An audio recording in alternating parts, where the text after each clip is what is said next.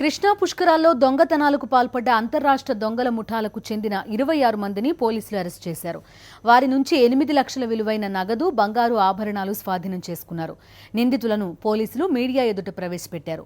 పుష్కరాలు, కుంభమేళాలు వంటి కార్యక్రమాల్లో దొంగతనాలకు పాల్పడే మహారాష్ట్ర, మధ్యప్రదేశ్తో పాటు మన రాష్ట్రానికి చెందిన కొన్ని గ్యాంగ్లపై గట్టి నిఘా పెట్టామన్నారు విజయవాడ నగర పోలీస్ కమిషనర్ గౌతమ్ సవాంగ్.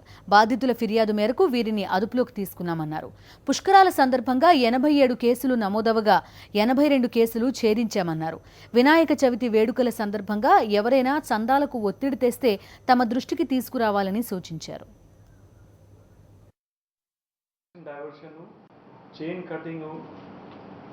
ఇది వీళ్ళు ఎక్కువ ఆపరేట్ చేసినది పద్మావతి ఘాటు, కృష్ణవేణి ఘాటు అండ్ పిఎన్బిఎస్ బస్ స్టాండ్ చుట్టుపక్కల ఏరియాలో వాళ్ళు ఆపరేట్ చేశారు. ఇది మధ్యప్రదేశ్ గ్యాంగ్ 5 మెంబర్స్, ఇంకా మహారాష్ట్ర 4 గ్యాంగ్స్ 18 మెంబర్స్ అనమాట. వీళ్ళు ఎక్కువ వాళ్ళ ఏమో ఎట్లా అంటే attention diversion, bag cutting, pickpocketing. వీళ్ళు కూడా PNBS bus station, Padmavati, Krishnaveni and PWD గ్రౌండ్స్లో కూడా 2 కేసులు చేశారు.